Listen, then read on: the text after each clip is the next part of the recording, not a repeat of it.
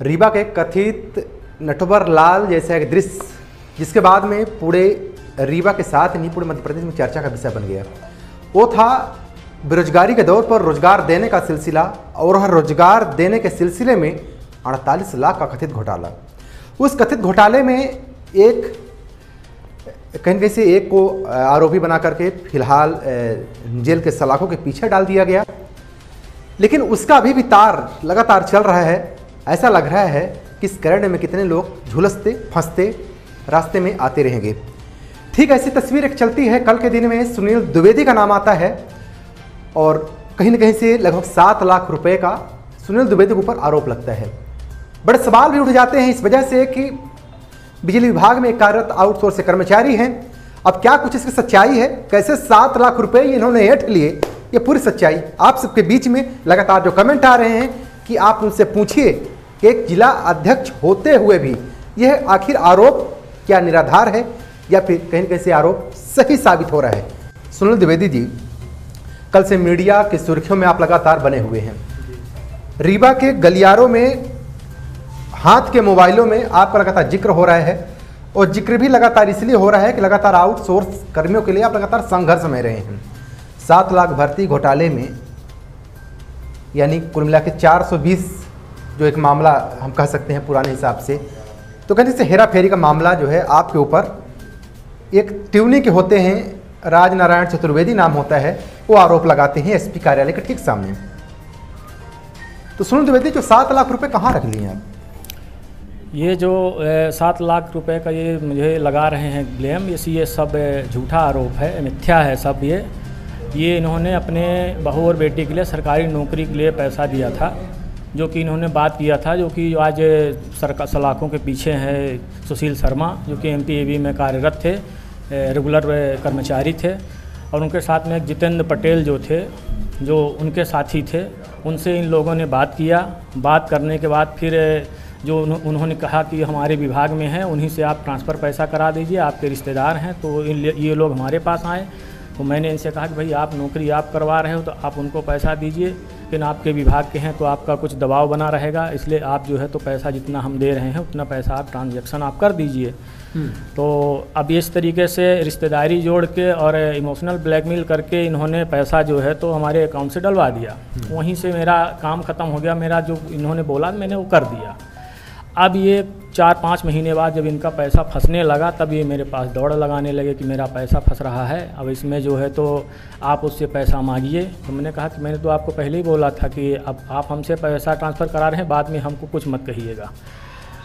अब रही बात जो है तो ट्रांजैक्शन की है, तो ट्रांजैक्शन मेरे पास सब कुछ है, एक ट्रांजैक्शन है, जितना मैंने ट्रांजैक्शन उनको किया है उतना पूरा ट्रांजैक्शन है। और जो इन्होंने किया था उसका भी ट्रांजैक्शन मेरे पास है, जितना मैंने इनको रिटर्न किया है उसके बाद उसका भी ट्रांजैक्शन मेरे पास है, ये आप देख सकते हैं। अच्छा, तो ये सुनील जी, ये 7 लाख रुपए का जो आरोप लगा, कितने लोगों से 7 लाख रुपए का जो, क्योंकि आपने तो पूरा दृश्य देखा लेन देन के समय का, माध्यम बने हों या फिर खुद में उसमें संलिप्त रहे हों, ये अलग विषय है, ये जांच का भी विषय है। क्या कुछ कहानी जिस तरीके से आप कह रहे हैं कि मैं केवल माध्यम था जी, तो 7 लाख में कितने लोग को नौकरी देने का उनके द्वारा वादा किया गया था?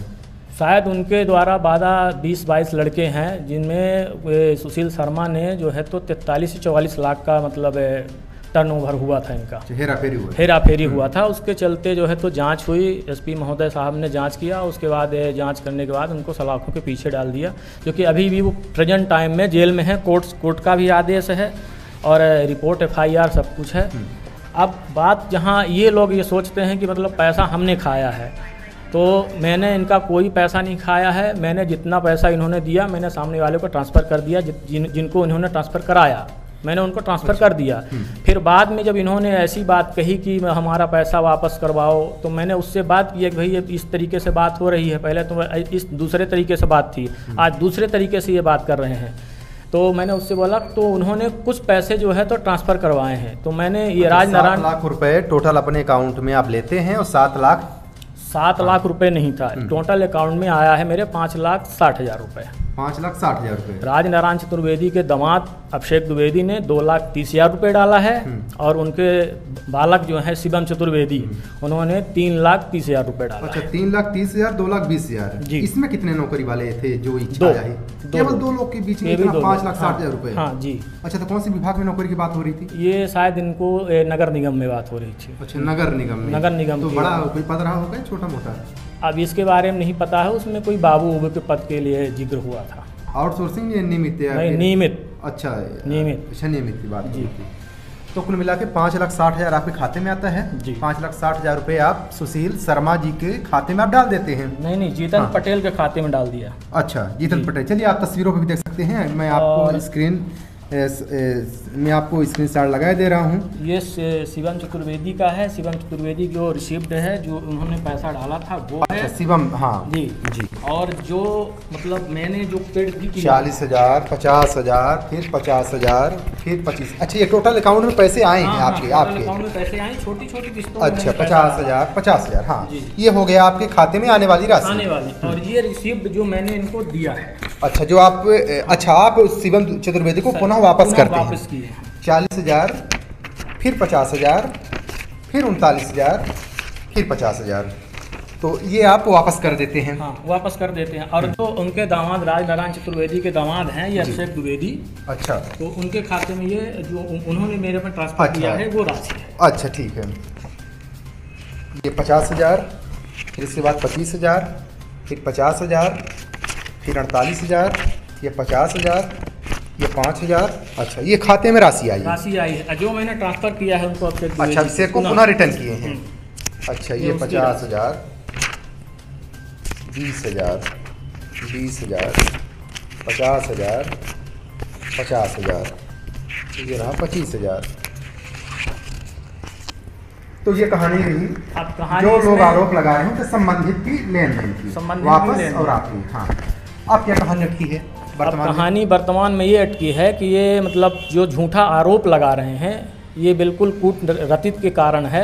और इन्होंने मुझे जानबूझ के फंसाया है कि मतलब मैं उसको सामने वाले को पैसा दूंगा तो मैं उसको नहीं ढूंढ पाऊंगा, उसका मैं कुछ नहीं कर सकता हूं, तो मैं इनको जो है तो मीडिएटर बनाऊं और जब कोई दिक्कत होगी तो मैं इनको पकड़ूंगा। अच्छा। और मैं बिकॉज आउटसोर्स 5,60,000 रुपये दोनों लोगों से आपका लेन हुआ।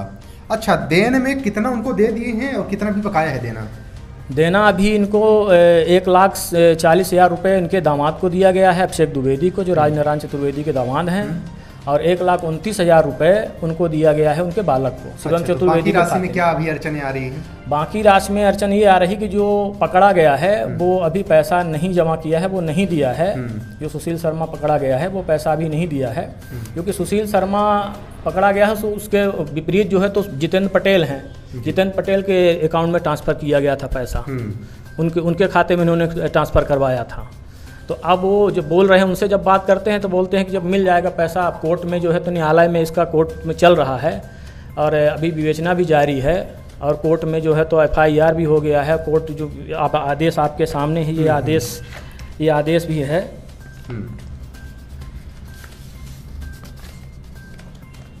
आदेश चलिए, तो आदेश भी है ये सामने, ये कोर्ट का आदेश है और FIR भी है, मोबाइल में FIR भी है जो कि पूरा विवरण मैंने दिया भी है। और अभी विगत 1 महीने पहले जो है कि जांच मनगमा में गई भी थी तो मुझे बुलाया गया था, मैंने पूरा विवरण दे दिया है, वहाँ पे मैंने पूरा विवरण दे दिया है। अब जांच चल रही है, जांच में पुख्ता होगा तो उसके बाद जो होगा तो फिर कार्रवाई आगे की देखी जाएगी।